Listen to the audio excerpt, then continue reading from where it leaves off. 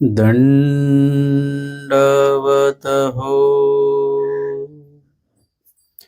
स्मृतीस्थळ निरूपणाच्या आजच्या सत्रामध्ये 65 पासूनच्या स्मृती आपण श्रवण करणार आहोत. आजच्या सत्रामध्ये साधाईसांच्या संदर्भातलं स्मृती जी आहे ती आपण बघणार आहोत. साधा अक्षमत्व गमनी निंबा वास करणे, साधे बहुते अक्षमे झाली, ते देखोनी भटोवासी म्हणितले साधे अक्षमे झाली, आता मढी करावी लागेल. म्हणजे श्री प्रभूंचं सन्निधान आमचे स्वामींच्या बीजे केल्यानंतर 14 वर्षे आचार्य भट्टोबास हे श्री प्रभूंच्या सन्निधानी होते आणि तदनंतर श्री प्रभूंनी बीजे केल्यानंतर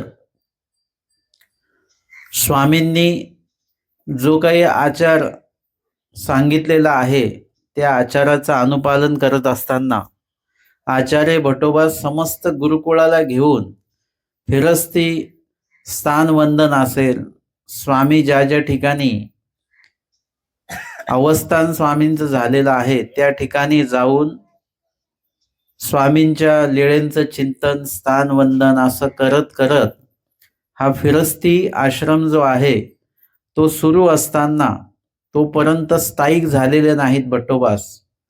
आणि साधाईसा ज्या या द्वय अवतारांच्या सन्निधानातल्या आणि द्वय अवतार ज्यांच्यावर प्रसन्न आहेत अशा या साधाईसा या अक्षमे झाली, म्हणजे अशक्त झालेले आहेत. वय त्यांचं अधिक आहे आणि वयामुळे मग अशक्तपणा आला. आता त्यांना घेऊन आणि सोबत अजून काही वयस्कर वर्ग असेल तर या सर्वांना घेऊन मग आता पायी प्रवास करणं हे शक्य नाही. म्हणजे एक आचरण असं आहे की जे तुम्ही सुरुवातीपासून तर शेवटपर्यंत ते तुम्ही करू शकता. त्याला कुठल्याही प्रकारे वयाचं बंधन नाही. यथा नामस्मरण आहे, नामस्मरण हे आपण शेवटच्या श्वासापर्यंत करू शकतो. जोपर्यंत आपण शुद्धीवर आहोत तोपर्यंत आपण ते नामस्मरण करू शकतो, किती आपण आशक्त असो तर काही असो. परंतु आटन हा जो काही आचार असेल, म्हणजे गावोनी गावा जाणे पायी, एक विशिष्ट वयापर्यंत आपण ते करू शकतो. एका विशिष्ट वयानंतर मग त्या आचारामध्ये थोडंसं न्यूनता येईल, परंतु स्मरणामध्ये मात्र कधीच न्यूनता येत नसते.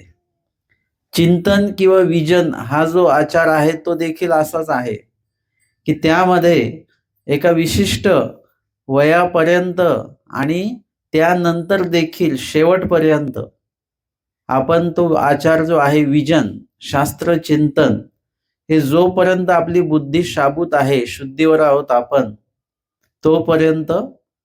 आणि जे व्यक्ती शास्त्रचिंतन करतात त्यांची जी बुद्धी आहे ती शेवटपर्यंत शाबूतच राहते, त्याच्यामध्ये कुठल्याही प्रकारचं काही समस्या निर्माण होत नसते.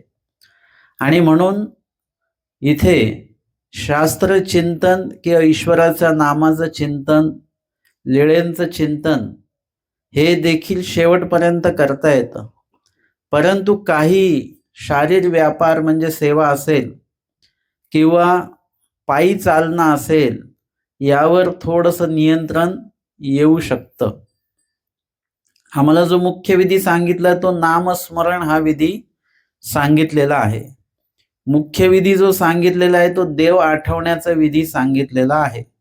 आणि तो देव आठवण्याचा विधी शेवटपर्यंत आपला थांबता कामा नये, तो थांबलाच नाही पाहिजे. आपण म्हणतो ना आम्हाला वेळच नाहीये नामस्मरण करायला वगैरे, असं काही नसतं. आपल्याला भरपूर वेळ असतो. त्या भरपूर वेळामध्ये आपण नामस्मरण प्रवासातही करू शकतो. काही काम, सेवा, कार्य करताना देखील आपण स्मरण करू शकतो. म्हणजे इत्यादी प्रकारे आपल्याला नामस्मरणाला भरपूर वेळ आहे आणि भरपूर संधी आहे. आणि वयाच्या अक्षमत्वामुळे, वयामुळे येणारे जे काही अशक्तपणा आहे याच्यामुळे माणसाचं शरीर अक्षम होतं किंवा कधी कधी विचार स्मृती वगैरे ज्या असतात त्या सुद्धा थोड्या अक्षम होतात. परंतु मात्र ईश्वर आठवण्याचा जो काही भाग आहे तो मात्र कधी कमी होत नाही. ज्ञानी व्यक्ती जो असतो, आचरणनिष्ठ जो व्यक्ती असतो, त्याची विस्मृती कधी होत नाही. त्यांना देवाचा विसर नाही पडत, देवाच्या विधीचा विसर नाही पडत. बाकीचे विधी मात्र विसरून जातील. जे देवामध्ये गुंतलेले नाहीत ते बहुतांश वेळा स्मरण विसरून जातील, सूत्रपाठ वाचणं विसरून जातील, कधी देवपूजा करणं विसरून जातील, कधी दंडवत करणं विसरून जातील. परंतु बाकीचे काम मात्र त्यांचे बरोबर लक्षात राहतात. आणि जो देवात गुंतलेला व्यक्ती आहे तो कदाचित प्रपंचातली कामं विसरेल, पण देवाचं काम मात्र तो कधीच, देवाचा विधी मात्र तो कधीच विसरणार नाही. आणि म्हणून शरीर जरी अक्षम झालं तरी मन मात्र कधीही धर्मकार्यासाठी ते सक्षमच असतं, ते कधी अक्षम होत नाही. अशा आमच्या साधाईसा होत्या. परंतु आता शरीर अक्षम झालं, आता वयस्कर मंडळींना घेऊन पायी चालत राहायचं हे कुठेतरी व्यावहारिक दृष्ट्या पण योग्य नाही. आणि म्हणून आचार्य भटोबास निर्णय घेतात की आता मढी करावी लागेल, आता आता मठ बांधावा लागेल, म्हणजे राहण्याची एक स्थायिक काहीतरी आश्रम व्यवस्था जी आहे ती करावी लागणार आहे. आणि ना तरी संग्रहो भंगेल, आणि जर का असं नाही केलं तर संग्रह भंगेल, म्हणजे जनलोक जे आहेत, जनलोक आपल्याला नावं ठेवू शकतील. आणि म्हणून त्यावेळेला आपल्याला जनसंपर्क जो आहे त्या जनसंपर्काच्या सुद्धा मनामध्ये धर्म आचरण करत असताना दोष निर्माण होता कामा नये, इतक्या कुशळतेने आपल्याला धर्म आचरण जे आहे ते करायचं आहे. आता जर का जे अशक्त लोक आहेत त्यांना जर का चालवत नेलं तर काय होईल? लोक बघतील की बाबा एवढे वयस्कर लोक झाले तरी ह्यांना हे लोक चालवतात, म्हणजे हे योग्य नाही, असा एक संग्रह जो आहे, म्हणजे लोक दोष देतील. आणि म्हणून तो संग्रह ठेवण्यासाठी पण म्हणा आणि एक प्रसंगांच्या अनुरूप जे आवश्यक कार्य आहे ते करण्याच्या दृष्टीने पण म्हणा आचार्यांनी मठ बांधण्याचा निर्णय घेतलेला आहे. तेवेळी निंबा मढी बांधली, आणि निंब्याला मठ जो आहे तो बांधलेला आहे. तेत साधे असती भटोबासही राहावा करीती, तेत साधे असती, जे साधाईसा तिथे राहायच्या. आणि सोबत अजून काही अक्षम सुद्धा असतील, जसं सांगितलेलं आहे की जेव्हा ते आती धाड आलेली होती त्यावेळेला परळी वैजनाथाच्या त्या मंदिरामध्ये साधाईसा या वयस्कर आहेत आणि सोबत काही वयस्कर मंडळी आहेत, त्यांना घेऊन काही वेगाने चालणं होईना, म्हणून त्यावेळेला भट्टोबासांनी काय केलेलं आहे की ते त्या ठिकाणी साधाईसांना थांबवलेलं आहे. आणि थांबवल्यानंतर त्यांच्या सोबत अजून काही अक्षम किंवा वयस्कर जे काही महिला वर्ग आहेत त्यांनाही तिथे थांबवलेलं आहे, जेणेकरून बाकीची काही तरुण मंडळ आहे ते पटापट त्या घेऱ्याच्या बाहेर जाऊ शकतात, जिकडे ती धाडी किंवा जिकडे ते आक्रमण आलेलं आहे त्या भागाच्या बाहेर जायचं आहे. नाहीतर मग अन्यथा काय होईल की काही घातपात होण्याची शक्यता आहे. आणि म्हणून अशा पद्धतीने हे लक्षात येतं की भट्टोबासांच्या सोबत कुठेतरी साधाईसांसारखे अनेक अशक्त किंवा वयाने अक्षम असलेले, वयात जास्त वय असलेले काही साधक वर्ग पण आहेत. आणि म्हणून त्यांना सर्वांना सोयीस्कर जावं यासाठी आचार्यांनी काय केलेलं आहे की मठ जो आहे निंबा या ठिकाणी बांधलेला आहे. आणि तिथे साधाईसा वगैरे आणि भटोबास देखील, म्हणजे बाकीची जी काही मंडळी आहे ती त्यांच्या आचरणाच्या अनुरूप, कधी कोणी आटणाला काही दिवस गेलेला आहे, आटणावरून परत आलेला आहे, तसं परमार्गाची एक नियमावली आहे की 8 महिने जे आहेत, उन्हाळा आणि हिवाळा, हे 8 महिने आटन करावं. आणि जे काही 4 महिने आहेत पावसाळ्याचे, ते 4 महिने मार्गामध्ये राहावं. म्हणजे त्या पावसाळ्यामध्ये आटन वगैरे करणं हे टाळलं पाहिजे. आणि त्या आटनामध्ये कुठे काहीतरी अडचणी जास्त येण्याच्या शक्यता असू शकतात आणि म्हणून त्यावेळेला काय करायचं, मार्गामध्ये राहिलं पाहिजे. नुसतंच नित्यविधीमध्ये राहू नये, तर नित्यविधी सोबतच निमित्तविधीचा पण संग झाला पाहिजे, परमार्गाचाही संग झाला पाहिजे, गुरु निमित्त अधिकरणाचा देखील संग झाला पाहिजे, सांगात त्या ठिकाणी केला पाहिजे. आणि त्या माध्यमातनं प्रति मार्गामध्ये असं असतं बरं का, की पावसाळ्याचे 4 महिने मार्गातले जे काही मार्गातनं बाहेर गेलेले जी काही मंडळी असतात आचरणासाठी, ते सगळेजण मार्गात येतात. आणि त्यामुळे मार्गामध्ये त्या वेळामध्ये काहीतरी महत्वाचं प्रकरण असेल, अस्थिपरी प्रकरण असेल, स्मरण वाक्य असतील, साध्य वाक्य असतील, हे त्यांच्या आचरणाला पूरक ठरणारे जे काही विषय आहेत, ते त्या आश्रमामध्ये त्या ठिकाणी निरूपण केले जातात. आणि म्हणून आचार्य भट्टोबासांनी हा मठ बांधण्याचा निर्णय जो आहे तो घेतला आणि महानुभाव पंथातला पहिला मठ जो आहे तो बांधला गेला. आणि काही गोष्टी ज्या असतात त्या प्रसंगोचित कराव्या लागत असतात, त्यानुसार ते केल्या गेले पाहिजेत. आणि त्यानुसार आचार्यांनी प्रति प्रसंगानुरूप ते ते निर्णय जे आहेत ते घेतलेले आहेत. जसं स्मृती स्थळाच्या पूर्व विभागामध्ये गंगा तीर वंदन करत असताना आचार्य भट्टोबासांनी काय केलेलं आहे, की ते स्वामींचे संबंधित जे काही काष्ट आहे राजमठाचे ते काढलेले आहेत. त्याचे पात्र तयार केले, 3 मोठं पात्र, 2 छोटे पात्र आणि बाकीच्या याचे मणी. एरवी परमेश्वराच्या संबंधित जे काही पाषाणादी वगैरे आहे त्याला छेदभेद करू नये, परंतु परमार्ग आहे त्यांना वंदन करण्यासाठी ते सर्व काही उपलब्धता त्याची करणे ही एक काळाची गरज लक्षात घेऊन त्या ठिकाणी काय केलेलं आहे, की ते भट्टोबासांनी ते उपलब्धता जी आहे ती केलेली आहे. जे प्रसंगोचित काही एका विशिष्ट वेळामध्ये तुम्हाला काही गोष्टींची आवश्यकता लागत नसते, परंतु काही एका विशिष्ट वेळाने एक जनसमुदाय किंवा मार्गमंडळी जर का अधिक प्रमाणामध्ये वाढलेली आहे, निमित्तविधीचा प्रसंग अधिक प्रमाणामध्ये असेल, तर काही गोष्टी ज्या आहेत त्या कराव्या लागत असतात. त्यानुसार आचार्य भट्टोबासांनी अनेक वेळा असे नवीन नवीन परंतु वचनाला तडा न जाऊ देणारे असे जे काही निर्णय असतील, वचनोक्त वचनामध्ये बसणारे जे निर्णय असतील, ते वेळोवेळी घेतलेले आहेत. पुढची स्मृती येते 66 क्रमांकाची. केशव पंडिता प्रश्ने अस्मात् कस्मात् निराकरणे. भटोबासांसी पंडित केशवबासी संस्कृत भाषा प्रश्न केला. भटोबासांना केशवबासांनी संस्कृत भाषेमध्ये एक प्रश्न केलेला आहे. आणि केशवबास जे आहेत हे संस्कृतचे चांगले जाणते आहेत आणि आधी त्यांनी संस्कृतमध्ये काव्य केलेलं आहे, परंतु पुढे भट्टोबासांनी त्यांना संस्कृतमध्ये काही न करता ते मराठीमध्येच करा असं सांगितलेलं आहे.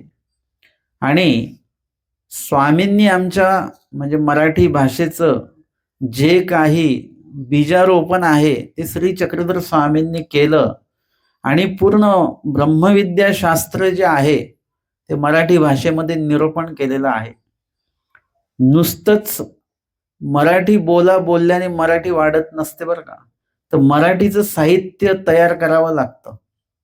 भाषा साहित्य जे आहे, मराठीची भाषेचं जतन करावं लागतं. मराठीच्या साहित्याचं, लेखन साहित्याचं जतन करावं लागतं. महानुभाव पंथाने हे सर्व कार्य सुरुवातीपासून केलं.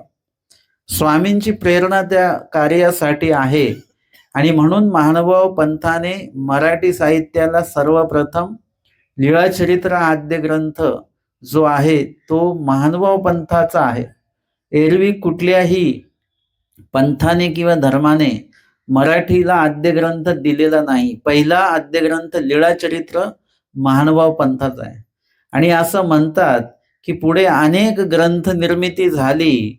6,500 ग्रंथ महानुभाव साहित्याने मराठी साहित्याला दिलेले आहेत. म्हणजे मराठीमध्ये त्या ग्रंथांचं लिखाण झालेलं आहे. परंतु सध्या महानुभाव पंथामध्ये नुसते पारायणाचेच पुस्तकं वाचल्या जातात, है ना, ज्याचं साहित्याशी काही संबंध नाही, काही नाहीये, आणि ज्याच्याने काही होणार नाहीये. एक तुम्हाला आंधळं पांगळं बनवण्याचं ते कार्य आहे. हे केलं की असं होईल. आणि महानुभाव पंथाचे जो 6,500 ग्रंथ सांगितल्या जातात, हे 6,500 ग्रंथाची नावं देखील आपल्याला माहिती नाहीत, है ना. आपण ते नाते जपतो, तर ते नाते सगळ्यांना माहिती असतात. मला असे काही लोक भेटल्यानंतर ते इतके नाते सांगतात, हे आमचे आमके, हे आमचे तमके, हे आमचे तमके. मी म्हणतो एवढं हे लक्षात कसं काय राहतं लोकांच्या? परंतु ते त्याच्यात रममान असतात म्हणून ते बरोबर लक्षात राहतं. तसं आपण जर का महानुभाव पंथाची ग्रंथ संपदा जर का जतन केली, त्याचं जर का वाचन केलं, तर आपल्याला देखील ही 6,500 नावं आपल्याला पाठ राहू शकतात बरं का, जर का त्याच्यामध्ये आपण असलो तर. असे अनेक साहित्यिक आत्ताच्या घडीला महानुभाव पंथाचे अनेक जे साधू आहेत, मार्गस्थ आहेत, चांगल्या प्रकारे शिक्षण घेऊन चांगल्या प्रकारे साहित्यामध्ये कार्य, एक योग्य प्रकारचं कार्य ते करत आहेत. अनेक साहित्यिक आहेत, प्राध्यापक आहेत, ते देखील आपल्या महानुभाव पंथाच्या साहित्यावर जे काही PhD वगैरे, डॉक्टरेट वगैरे असे ज्या काही कार्य आहेत ते करत आहेत. इतकं महानुभाव पंथाची ग्रंथ संपदा, व्याकरण, महानुभाव पंथांनी ते व्याकरण देखील ते लक्षात घेऊन त्या व्याकरणामध्येच रचना केलेल्या आहेत. व्याकरण आहे, काव्य असेल, लिखाण असेल, हे सगळं महानुभाव पंथाने दिलेलं आहे. सप्त काव्य ग्रंथ हे सुद्धा व्याकरणाच्या चौकटीमध्ये लिहिल्या गेलेल्या आहेत. म्हणजे एखादा साहित्यिक अभ्यासक व्यक्ती मराठीचा, तर जेव्हा हे सगळं बघतो तेव्हा त्याच्यासाठी तो काय असतो, एक प्रकारचा तो खजाना असतो त्याच्यासाठी, की हे एवढे दिवस आम्हाला कधीच भेटलं नाही असं साहित्य. म्हणजे इत्यादी प्रकारे स्वामींनी आमच्या मराठीला जे काही प्राधान्य दिलं आणि मराठीमध्ये साहित्य जे आहे, जे महानुभाव तत्वज्ञान आहे, ते निरूपण केलेलं आहे. पण अलीकडे आम्ही महानुभाव साहित्य आमचे लोकही तुम्हाला वाचायला देत नाहीत. ते सांगत नाही कोणी की महानुभाव साहित्य वाचा, किंवा कोणीही. आपण देखील महानुभाव साहित्य म्हणजे काय आहे बुवा, आम्ही ज्या पंथात आलेलो आहोत त्या पंथाचं काय नेमकं साहित्य आहे, काय लिखाण आहे, काय ग्रंथ संपदा आहे, ती पण आपण काही गोळा करत नाही, किंवा ते वाचन करत नाही, किंवा त्याच्याबद्दल आपल्याला देखील कुठल्याही प्रकारचा रस नाही आहे. आणि म्हणून आपल्याला काय होतं की कोणी काही पण येऊन विधी सांगतात ते आपण करत राहतो, हे विधी, ते विधी, ते विधी, ते विधी. तसं असता कामा नये. आपल्याला जर का महानुभाव पंथाची ग्रंथ संपदा आपल्याकडे असेल, त्याचं वाचन जर का आपल्याकडे असेल, तर आपल्याला कुणीही फसवे विधी सांगू शकत नाही. शोक्ती, शास्त्रोक्ती, लोकोक्तीचे विधी सांगू शकत नाही. आणि जरी सांगितले तरी ते आपण घेणारच नाही आहोत. आपण ग्रंथ जे वाचू, ज्यामध्ये स्वामींनी एक स्वतंत्र आचार प्रणाली आपल्याला दिलेली आहे, आणि ती देखील मराठीत दिलेली आहे. आता मी काय सांगितलं की पहिला मराठीला आद्य ग्रंथ लीळाचरित्र महानुभाव पंथाने दिला, आणि ते लीळाचरित्र आपले लोक वाचत नाहीत. खूपसे लोक ते म्हणतात ते आम्हाला संस्कृत भाषा येत नाही. अहो, लीळाचरित्र हा मराठीचा आद्य ग्रंथ आहे, संस्कृतचा आद्य ग्रंथ नाही आहे. तो मराठीचा आद्य ग्रंथ आहे, म्हणजे तो त्यातली सगळी भाषा मराठी आहे. ही संस्कृत भाषा नाही आहे, ती जुनी मराठी आहे. जसं खेडेगावाकडे मराठी भाषा एक वेगळ्या टोनमध्ये बोलल्या जाते, पण भाषा कुठली असते? मराठीच असते. आता तुमच्या बाजूला इकडे मराठवाडा आहे, तिथली भाषा वेगळी आहे, पण भाषा कुठली आहे? ती मराठीच आहे. इकडे नाशिककडे गेलं तर भाषा वेगळी आहे, पण भाषा मराठीच आहे. फक्त बोलण्याच्या पद्धती वेगवेगळ्या आहेत. तशा पद्धतीने लीळाचरित्राची भाषा मराठीच आहे, परंतु ती भाषा जुनी भाषा आहे, म्हणून ती आपल्याला सुरुवातीला समजायला अवघड जाईल. परंतु नंतर, जसं आता मी पूर्ण महाराष्ट्रामध्ये मी निरूपण करायला फिरतो, तर प्रत्येक ठिकाणची भाषा वेगळी आहे. विदर्भातल्या विदर्भात वाशिमची भाषा वेगळी असेल, अकोल्याची भाषा वेगळी आहे, अमरावतीची भाषा वेगळी आहे, नागपूरची भाषा वेगळी आहे. म्हणजे आता मला ह्या भाषा समजतात, कारण की मी ह्या प्रदेशात, विभागात किंवा मराठवाड्यामध्ये मी जातो, तिथली भाषा मला समजते. सोलापूर विभागात मी जातो, पुणे विभागात मी जातो, तर तिथल्या भाषा आता मला समजायला लागल्या. का? कारण की सतत तो संपर्क असल्यामुळे. तसं सतत आपण जर का लीळाचरित्र वाचलं, ती जुनी भाषा वाचली, तर मग तुम्हाला मी ते लिहून देतो, की तुम्हाला साधं मराठी वाचायला, शुद्ध मराठी वाचायला किंवा आत्ता आधुनिक मराठी वाचताना तुम्हाला थोडंसं, म्हणजे त्या भाषेमध्ये शास्त्र वाचताना तुम्हाला अवघडल्यासारखं होईल. तुम्हाला जुन्या भाषेतच शास्त्र वाचायला अधिक चांगलं वाटेल. तुम्ही जर का लिपी शिकलात, तर तुम्ही मराठी शब्द वाचण्यापेक्षा लिपीतले शब्दामध्ये तुम्ही अभ्यास करायला तुम्हाला जास्त आवड, रस तयार होईल. परंतु ते केलं तर होईल, नाही केलं तर मग आपण आहे तिथेच राहणार आहोत. आणि म्हणून आमच्या स्वामींनी तुम्हाला आम्हाला कळावं म्हणून मराठीला प्राधान्य दिलं. लक्षात घ्या, अजून पण भगवद्गीता आपल्याला व्यवस्थित वाचता येत नाही, कारण की ती संस्कृतमध्ये आहे. शब्द उच्चारण चुकतात. कोणी जरी म्हणत असेल आमचं 15 अध्याय पाठ आहे, पण तो चुकीचाच पाठ असतो.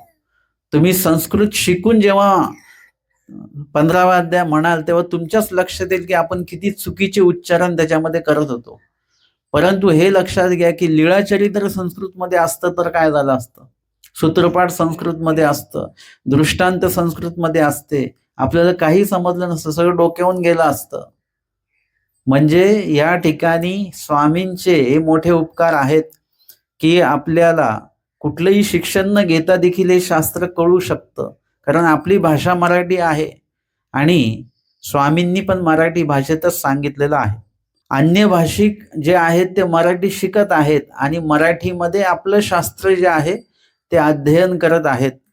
आणि आपण जर का महाराष्ट्रातलेच आहोत, तर आपल्याला तर हे शास्त्र अजून सहज अवगत झालं पाहिजे. आपल्याला मराठी शिकायची नाहीये, आपल्याला मराठी भाषा येतच आहे.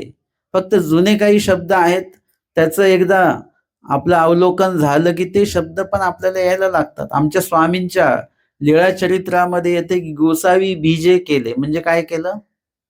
बीजे केले म्हणजे स्वामी एकतर आले किंवा गेले. स्वामी पहुडले म्हणजे काय केलं स्वामींनी? झोपले. उपहुडले म्हणजे उठले. आरुगणा केली म्हणजे भोजन केलं.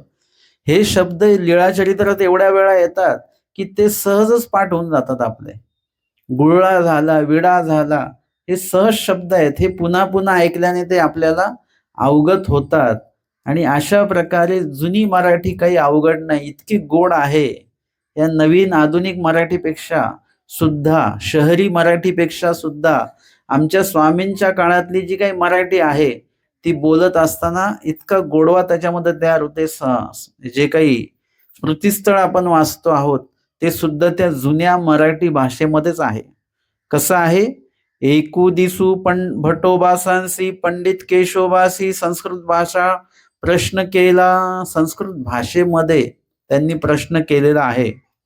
त्यावरी भटोबासी म्हणितले पंडिता केशवदया. त्यावर पंडित केशवदयांना भटोबास म्हणतात, तुमचा आस्मात कस्मात मी नेणे गा. म्हणजे आस्मात म्हणजे यावरून, कस्मात म्हणजे त्यावरून. म्हणजे हे जे काही संस्कृत शब्द आहेत, तुमचा आस्मात कस्मात म्हणजे हे तुमचे जे काही संस्कृत शब्द आहेत ते मी नेणे गा. म्हणजे शास्त्र निरूपण करताना मला संस्कृतमध्ये मला बोलता येणार नाही, तुम्ही पण मला विचारू नका.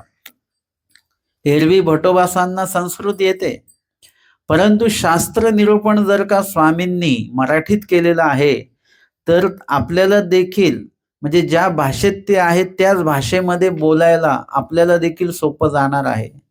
स्वामींनी एखादं समजा भगवद्गीता आहे ती संस्कृतमध्येच निरूपण केलेली आहे, तर ती संस्कृतमध्ये सांगणं जास्त सोपं जाईल. परंतु जर का मराठीमध्येच निरूपण आहे तर मग ते मराठीमध्येच त्याचं निरूपण करणं हे बरोबर सोयीस्कर जातं. आता हे लक्षात घ्या की स्वामींची एक लीळा वाचा ती हिंदीमध्ये सांगण्याचा प्रयत्न करा, तुम्हाला गोडवाच येणार नाही त्याच्यामध्ये. दुसऱ्या भाषेत सांगण्याचा प्रयत्न करा, तर तुम्हाला गोडवा येणार नाही, कारण तुम्ही मराठी भाषिक आहात म्हणून. मग तुम्हाला मराठीमध्येच जर का तुम्ही बोललात किंवा सांगितलं किंवा भाषण केलं मराठीमध्ये लीळेचं वगैरे विश्लेषण केलं, तर तुम्हाला अधिक गोडवा त्या मराठी भाषेमध्येच जास्त जाणवणार आहे. आमच्या स्वामींनी मराठीमध्ये शास्त्र निरूपण केलेलं आहे, तर आपण देखील मराठीमध्येच जास्तीत जास्त काय करायचं, निरूपण वगैरे जे काही लिखाण करायचं असेल ते मराठीतच करायचं. आणि म्हणून ते अधिक सोपं जात असतं. हे कधी कळेल, जेव्हा एखादी लीळा तुम्हाला माहिती आहे आणि ती तुम्ही मराठीत सांगता, तेव्हा किती सहजपणे सांगू शकता आणि त्याच्यामध्ये स्फुरदरूपता होते. तसं तुम्ही इतर भाषेमध्ये ती लीळा सांगायला लागलात, तर तो गोडवा पण येत नाही आणि ती स्फुरदरूपता पण होत नाही. आणि म्हणून आचार्य भटोबास म्हणतात की तुमचा अस्मात कस्मात मी नेणेगा, म्हणजे हे तुम्ही जे काही संस्कृतमध्ये बोलताय ते मी नेणेगा म्हणजे काय, भटोबासांना कळतंय. परंतु असं असतं की तुम्ही जेव्हा एखादा प्रश्न विचारता, तेव्हा त्या प्रश्नाच्या उत्तराचा लाभ तुम्हाला एकट्याला झाला नाही पाहिजे. तिथे उपस्थित सगळ्यांना तो लाभ होणं आवश्यक आहे. तर सगळ्यांना तो प्रश्न समजला पाहिजे आणि उत्तर पण समजलं पाहिजे. तशा पद्धतीने तिथे बाकीचे लोक पण आहेत. नुसतेच केशवबास वगैरे हे संस्कृत जाणणारेच लोक आहेत अशातलं काही नाही. जे संस्कृत न जाणणारे आहेत, मराठीच येणारे लोक आहेत, ते सुद्धा तिथे उपस्थित आहेत आणि त्यांना देखील भट्टोबास काय उत्तर देणार आहेत ते कळायला पाहिजे. केशवबास काय प्रश्न विचारतात हे कळायला पाहिजे. आणि म्हणून ते म्हणतात की मज श्री चक्रधरे निरुपिली मराठी, मज श्री चक्रधरे निरुपिली मराठी, म्हणजे मराठी जी भाषा आहे तियाची पुसा, म्हणजे त्याच भाषेमध्ये प्रश्न करा आणि त्या मराठी भाषेतच मी उत्तर तुम्हाला देईन. मग तीही मानिले आणि मग त्यांनी देखील ते मान्य केलं की हो बरोबर आहे की आपण मराठीमध्येच बोललं पाहिजे. अशा पद्धतीने मराठीचं जे काही एक बीजारोपण आहे ते आमच्या स्वामींनी मराठी भाषेमध्येच तत्वज्ञान सांगून ते केलेलं आहे. मराठीचं जतन हे लिपीद्वारे केलेलं आहे, लिखाणाद्वारे केलेलं आहे, ग्रंथांद्वारे केलेलं आहे आणि त्यामध्ये विविध प्रकारचे जे काही स्वामी दृष्टांत सांगितले, त्या दृष्टांतातले कितीतरी गोष्टी ज्या आहेत, चिवकावची गोष्ट सांगितलेली आहे. ही मराठी भाषेतली एक परंपरागत सांगत आलेली एक ती गोष्ट आहे, ती देखील स्वामींनी त्या ठिकाणी त्या दृष्टांताद्वारे ती जतन केलेली आहे.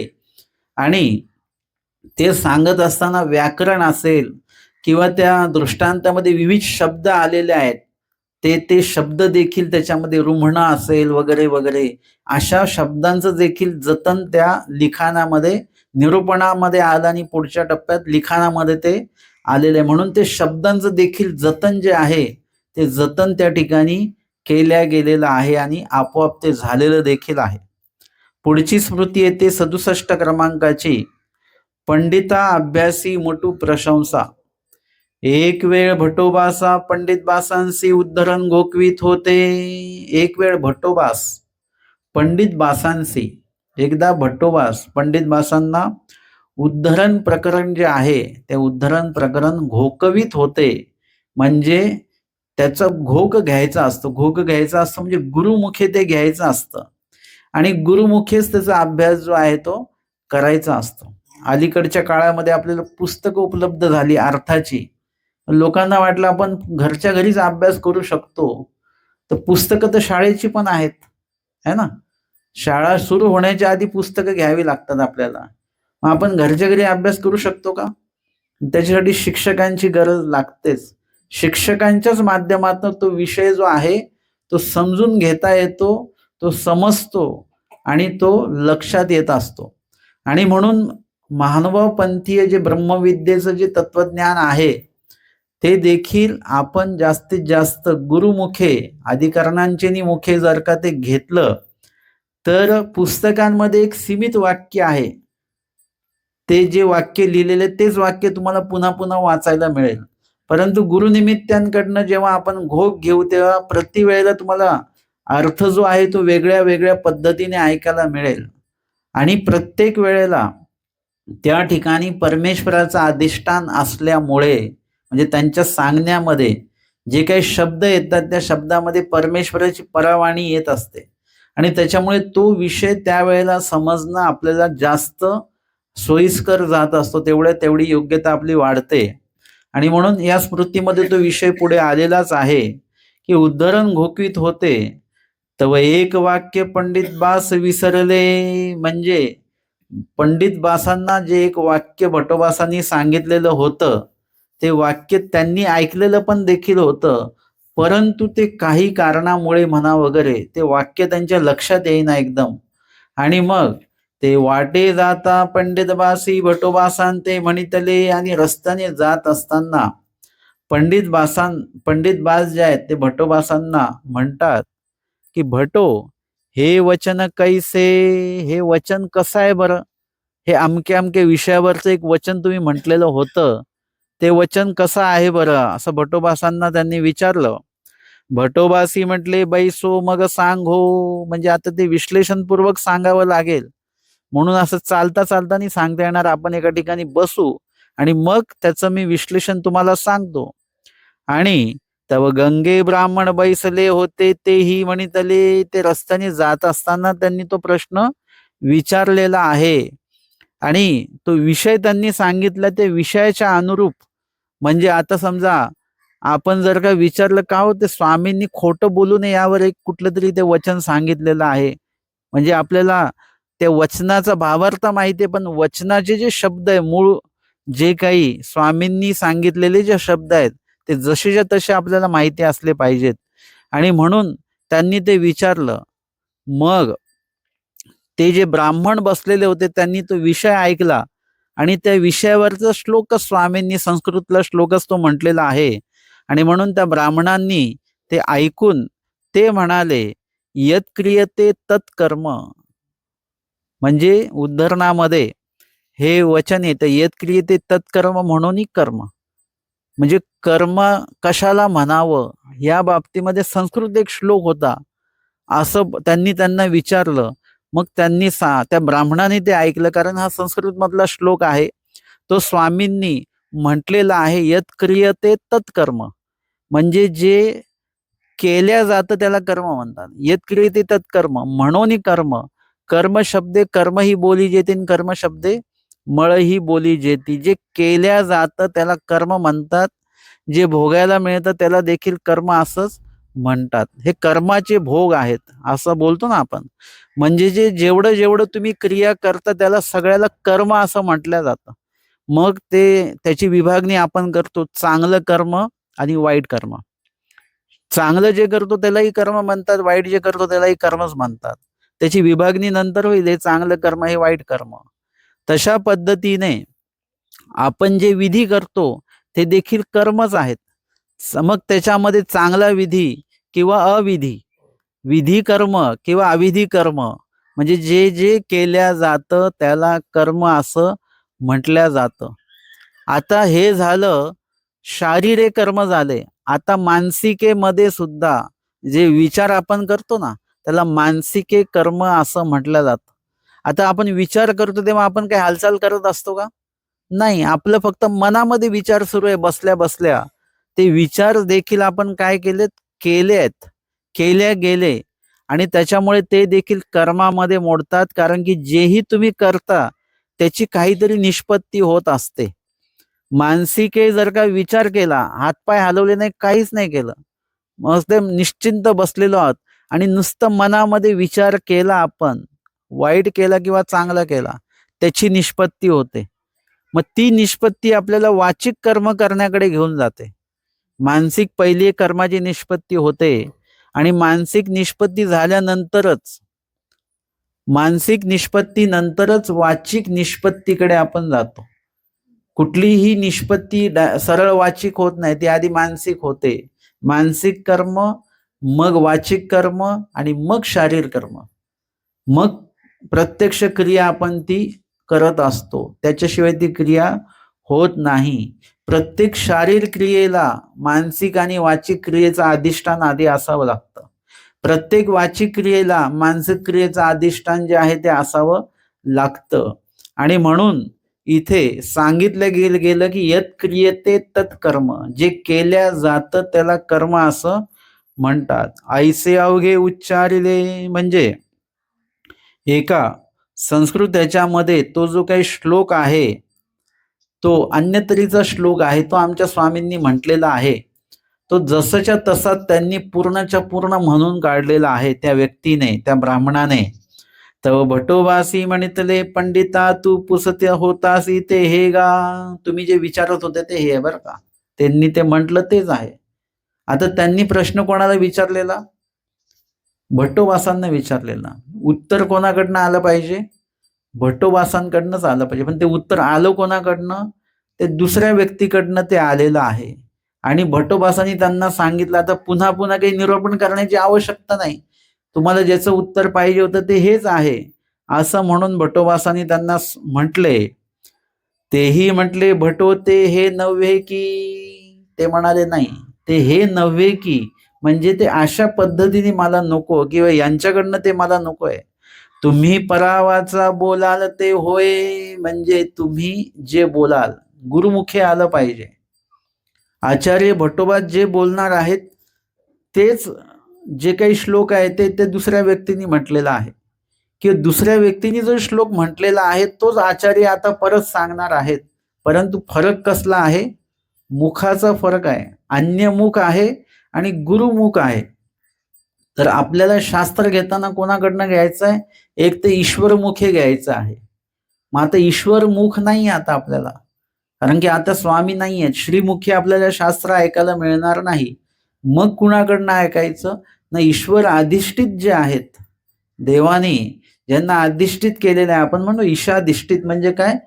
ईश्वराने अधिष्ठित केलेले, मग ते अधिकरण पण आहेत, किंवा जे जे शास्त्र ज्यांना प्राप्त अवगत झालेलं आहे ते, त्यांच्याकडनं ते शास्त्र घेतल्या गेलं पाहिजे. कारण की त्यांनी ते नुसतं शास्त्र अभ्यासलेलं नाही, ते अनुभवलेलं आहे, त्याचं आचरण केलेलं आहे, आणि त्याच्यामुळे त्याचा जो अर्थ ते सांगणार आहेत ते यथायोग्य आचार सांगणार आहेत, यथायोग्य अर्थ सांगणार आहेत. स्वामींनी म्हणजे सांगितलं की एक शास्त्र जाणूनी बोले, एक नेनूनी बोले. शास्त्र सांगणाऱ्यांमध्ये दोन प्रकार आहेत. एक शास्त्र नेनूनी बोले म्हणजे त्यांनी फक्त अभ्यासलेलं आहे, जे फक्त ऐकलेलं आहे, पण त्याचा अनुभव, त्याचं आचरण केलेलं नाही आहे. आणि दुसरा जो आहे त्यांनी त्याचा अनुभव घेतलेला आहे. एखाद्या व्यक्तीने स्मरणाचा सारोळा वाचला आणि त्या स्मरणाच्या वचनाचे अर्थ तुम्हाला सांगितले, पण त्या वैयक्तिक त्यांनी कधी स्मरण केलेलं नाही, फक्त त्यांनी माहिती यथातथ्य घेऊन ती पाठांतर केली आणि ती दुसऱ्यांना सांगितली. ती बीजरूप होणार नाही, ते तुम्हाला समजणारच नाही ते काय बोलतात. पण ज्यांनी वास्तविक स्मरणाचा अनुभव जे घेतलेला आहे, वास्तविक त्या वचनाचं आचरण त्यांनी केलेलं आहे, आता ती व्यक्ती जेव्हा त्या वचनाचा आचार सांगेल तेव्हा मात्र अनुभवयुक्त ते अर्थ सांगणार आहे. त्याच्यामुळे ते जेव्हा सांगतील तेव्हा आपल्याला त्याचा अर्थ बरोबर अंतःकरणामध्ये बसणार आहे, लक्षात येणार, बीजरूप होणार. आणि म्हणून इथे यांनी जे सांगितलेलं आहे ते ब्रह्मविद्यामुख नाही, आणि भट्टोबास जे सांगणार आहेत त्यांना ईश्वराच्या अधिष्ठान त्या वाक्याला असणार आहे. जेव्हा अधिकरण बोलतात त्यावेळेला ते कसं बोलणार आहेत? ते परावाचा बोलाल ते होय. परावाचा म्हणजे शब्द जरी अधिकरणांचे असतील तरी त्याच्यामध्ये परमेश्वराची जी परावाणी आहे ती घोळल्या जात असते. लक्षात घ्या की हवा सुगंधित असते का? हवा सुगंधित नसते, हवा हवा असते. ती हवा ज्या पदार्थाशी मिश्रित येणार आहे तसा सुगंध आपल्याला येत असतो. तशा पद्धतीने समजा एखादी सुगंधी अगरबत्ती लावलेली आहे आणि हवा त्याला मिश्रित जर का करून येत असेल तर ती कशी येणार? हवा सुगंधित, त्या अगरबत्तीचा सुगंध आपल्यापर्यंत पोहोचवणार. तसं अधिकरणांचे जे शब्द आहेत ते मुळातच परमेश्वराच्या विधीचं आचरण करतात, किंवा परमेश्वराच्या विधी व्यतिरिक्त काही बोलतच नाहीत. त्याच्यामुळे एरवीच त्यांची वाणी पवित्र झालेली असते, विचार त्यांचे पवित्र असतात, आचार त्यांचा पवित्र असतो, आणि सोबत ते परत आपल्याला जेव्हा देवाचं सांगतात तेव्हा त्याच्यामध्ये परमेश्वराची परावाणी जी आहे ती त्याच्यामध्ये घोळल्या जात असते. आणि त्याच्यामुळे त्याच्यामध्ये एक सात्विकता, निर्गुणता वगैरे सगळं त्या वाक्यामध्ये असतं. आणि म्हणून कधी कधी शास्त्र काही समजलं जरी नाही तरी ते ऐकल्यानंतर बरं वाटतं, शांतता वाटते. जसं ते आहे ना की जेव्हा आमचे श्री दत्तात्रय म्हणतात शंभलीन शंभलीन अलर्काला बोलतात, तेव्हा ते ऐकूनच ते शांत होतात.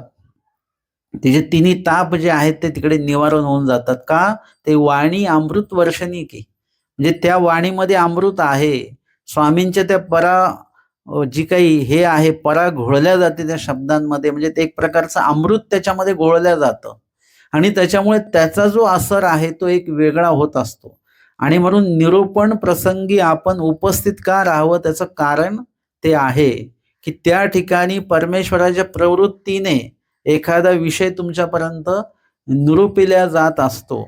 आणि त्यावेळी परमेश्वराचं जर का धर्मवार्ता प्रसंगी सर्वत्र अवस्थान सांगितलं, त्या अनुषंगाने परमेश्वराचं अवस्थान, कृपादृष्टी, प्रसन्नता त्या ठिकाणी असेल, तर ते निरूपण जे आहे ते आपल्याला अमृताचं कार्य आपल्याला ते करत असतं.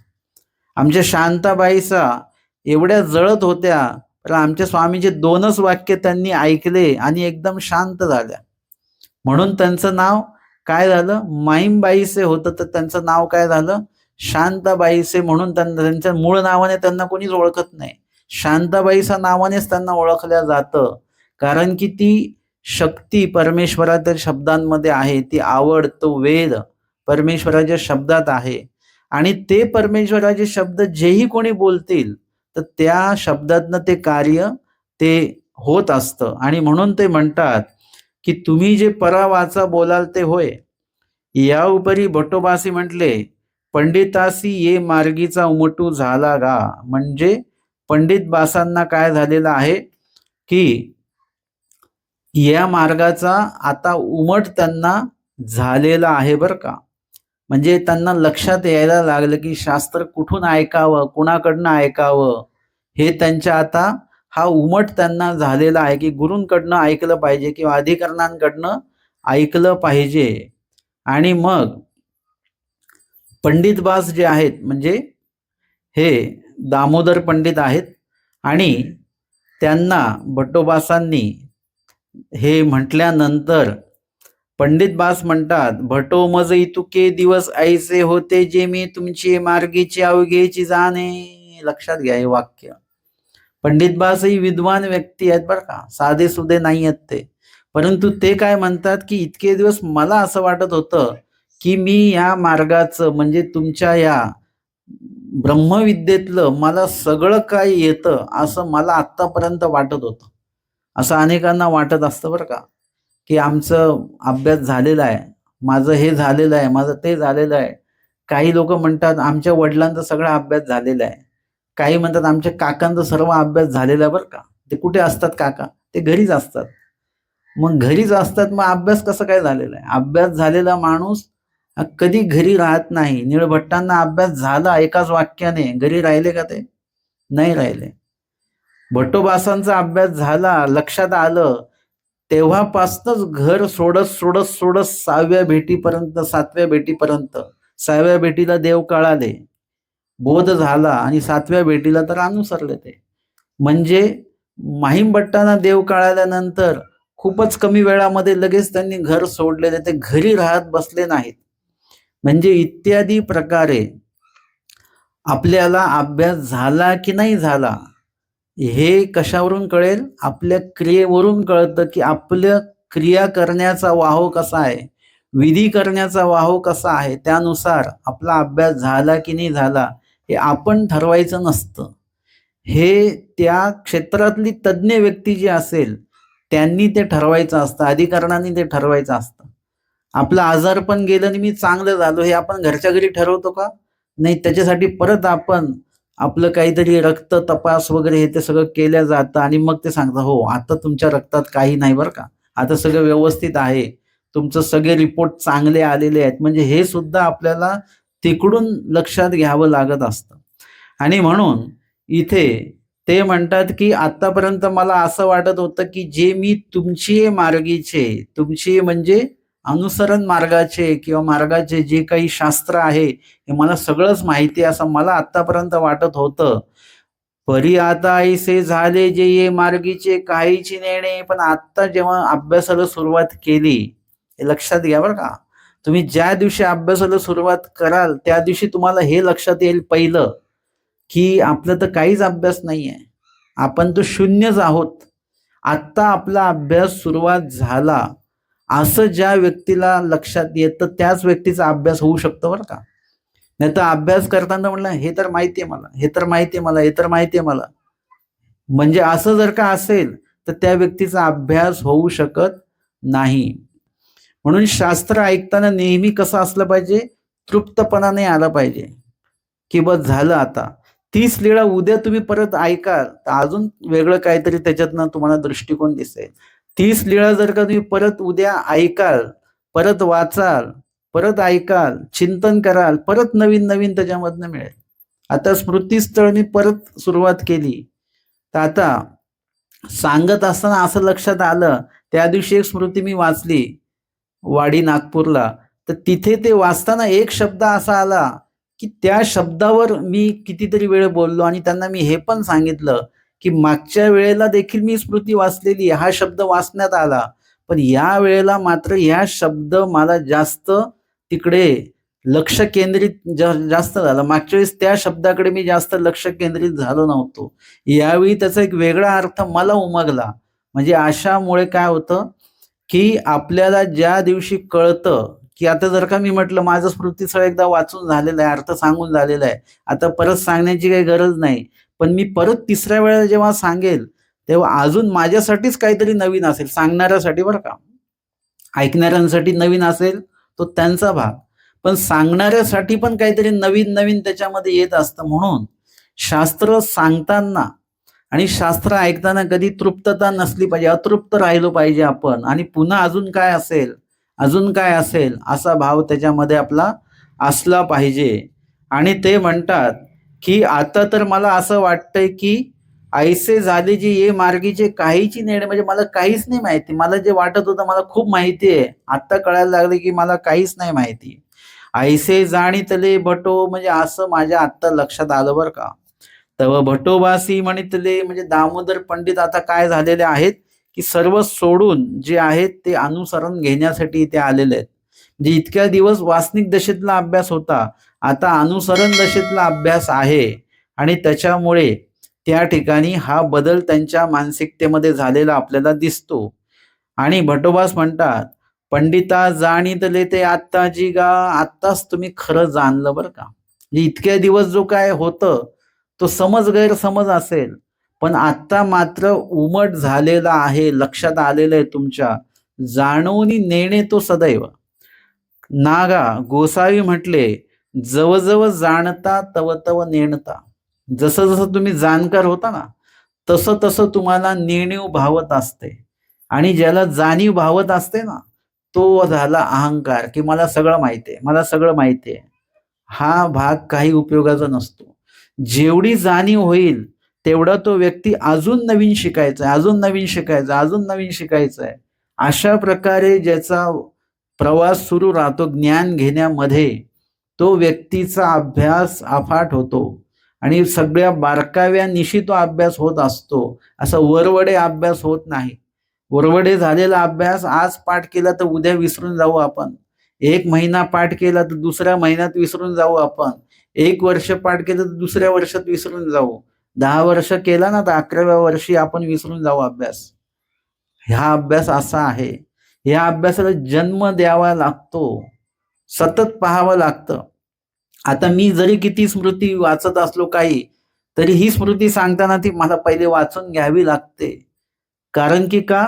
कारण की पुन्हा पुन्हा विसर पडत असतो, तर पुन्हा पुन्हा विसरच पडू नये म्हणून पुन्हा पुन्हा त्याचं वाचन करत राहावं लागतं. वचन पुन्हा पुन्हा वाचावे लागतात, त्याचे अर्थ पुन्हा पुन्हा वाचावे लागतात, लीळा पुन्हा पुन्हा वाचावी लागते. आपण म्हटलं शशीकृष्णाची लीळा माझी तोंडपाठ आहे, ती काही सांगायची वाचायची गरज नाही, तरी देखील वाचा, तर त्याच्यातनं परत काहीतरी नूतन आपल्याला प्राप्त होईल. आणि जवळ जाणता तव तव नेणता असं स्वामींनी सांगितलेलं आहे. तो भटोबासी आपलीनी मुखे सांगितले तेही घोकिले. आणि मग यत्क्रियते तत्कर्म वगैरे जे कर्माचा विषय, मळांचा विषय त्या उद्धरण प्रकरणामध्ये सांगितलेला आहे. त्या संदर्भात भटोबासांनी ते वचनही सांगितलं आणि त्या वचनाचं विश्लेषणही केलं, निरूपणही भटोबासांनी यथोचित जे आहे ते केलेलं आहे. आजच्या सत्रामध्ये आपण या ठिकाणी 65, 66 आणि 67 अशा 3 स्मृत्या ज्या आहेत त्यावर श्रवण आणि चिंतन केलेलं आहे. दंडवत हो.